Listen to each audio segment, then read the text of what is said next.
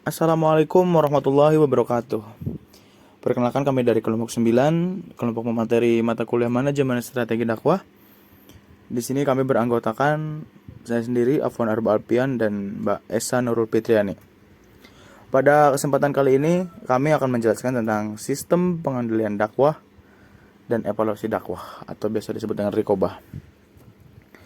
Langsung saja biar tidak mengulur banyak waktu. Untuk yang pertama, saya akan jelaskan tentang pengertian dakwah, manajemen dakwah.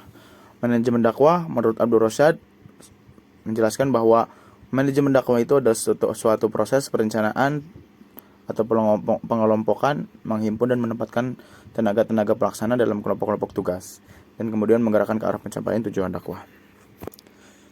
Pengendalian dakwah.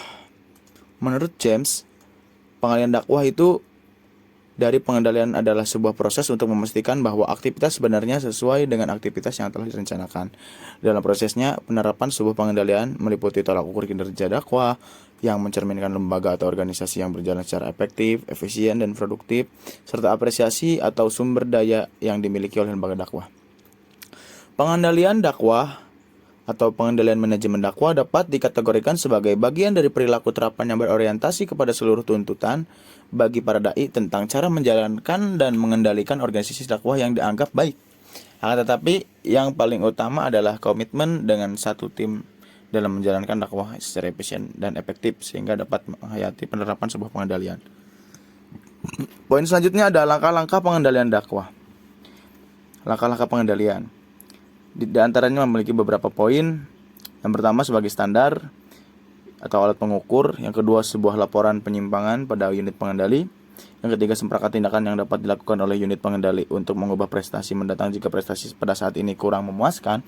Dan yang terakhir ada tindakan unit pengendali gagal membawa prestasi nyata dan kurang memuaskan ke arah yang diharapkan sehingga ada metode pengendalian lebih tinggi untuk mengubah suatu keadaan yang tidak kondusif atau tindakan perbaikan atau pembetulan. Selanjutnya ada unsur-unsur pengendalian dakwah. Di antaranya bahwa unsur pengendalian dakwah itu lebih bersifat komprehensif, di mana lebih mengarah pada upaya dilakukan manajemen agar tujuan organisasi tercapai.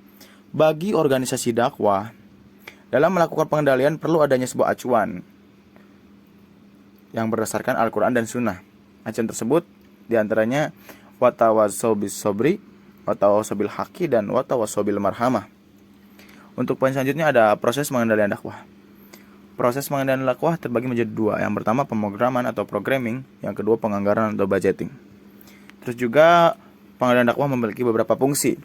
Fungsi tersebut diantaranya menciptakan suatu mutu dakwah yang lebih baik, dapat menciptakan siklus yang lebih tepat untuk mempermudah pendelegasian dai dan kerja tim, dan mempertebal rasa tanggung jawab terhadap seorang yang diserahi tugas dalam melaksanakan kegiatan dakwah, mendidik agar kegiatan dakwah dapat dilaksanakan sesuai dengan prosedur dan mekanisme yang telah ditentukan, mencegah terjadinya kelalaian atau kesalahan, dan yang terakhir memperbaiki kesalahan yang terjadi agar tidak terulang lagi di masa yang akan datang. Untuk yang selanjutnya akan menjelaskan tentang evaluasi dakwah dan akan disampaikan oleh Mbak Esa Nurul Fitriani. Kepadanya kami persilahkan. Ya, selanjutnya yaitu evaluasi dakwah. Evaluasi adalah bagian dari alat manajemen yang banyak dimanfaatkan dan diterapkan oleh berbagai lembaga dan juga organisasi kemasyarakatan, termasuk lembaga atau organisasi dakwah. Namun, evaluasi juga bisa diterapkan oleh para dai yang bersifat perorangan. Hal ini mengingat bahwa dakwah dalam dataran praktis tidak hanya dilakukan secara kolektif atau secara lembaga saja, tetapi justru dakwah banyak dilakukan secara perorangan. Evaluasi dakwah dapat dilakukan dari dua segi, yaitu yang pertama, evaluasi terhadap segala sesuatu yang menyangkut pada diri sendiri, baik mengenai teknik penyampaian, materinya, tindakan, dan langkah-langkah dakwah yang ditempuh, dan lain-lainnya. Yang kedua, evaluasi terhadap segala sesuatu yang berhubungan dengan objek dakwah, seperti evaluasi tentang kesan-kesan penerima dakwah, pengaruh pada sikap mental, dan lain sebagainya. Cara untuk mengetahui keberhasilan pencapaian sasaran dakwah, maka diperlakukan pengendalian dan evaluasi atau penilaian. Kutipan dari Rosyad Saleh mengatakan dalam bukunya Manajemen Dakwah Islam bahwa fungsi pengendalian dan evaluasi digunakan untuk mengetahui apakah tugas-tugas dakwah dilaksanakan oleh para pelaksana, bagaimana tugas-tugas itu dapat dilaksanakan, sudah sampai sejauh mana pelaksanaannya, apakah tidak terjadi penyimpangan-penyimpangan dan sebagainya. Perlu pimpinan dakwah senantiasa melakukan pengendalian dan evaluasi.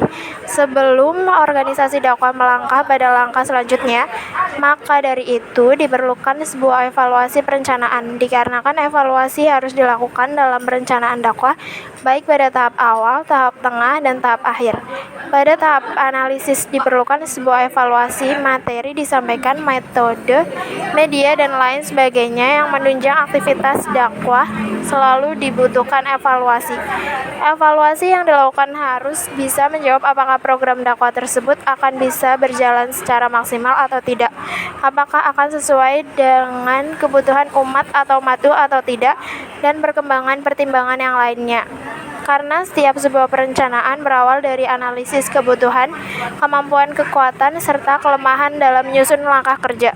Hasil dari sebuah evaluasi yang dilakukan tersebut diharapkan menjadi feedback yang kuat, sehingga segala perencanaan yang dilakukan direalisasikan secara matang, karena sebuah perencanaan yang matang mampu menganalisis kekuatan dan kelemahan untuk kemudian berusaha untuk dicarikan solusinya untuk mengatasi kelemahan-kelemahan tersebut. Prosedur evaluasi memiliki tahapan-tahapan sendiri. Walaupun tidak selalu sama, yang terpenting bahwa prosedurnya sejalan dengan fungsi evaluasi itu sendiri. Berikut ini yang termasuk salah satu prosedur evaluasi, yaitu yang pertama, menentukan apa yang akan dievaluasi, yang kedua, proses evaluasi itu sendiri, dan yang ketiga, pengumpulan data, keempat, pengolahan dan analisis data, dan yang terakhir, pelaporan hasil evaluasi.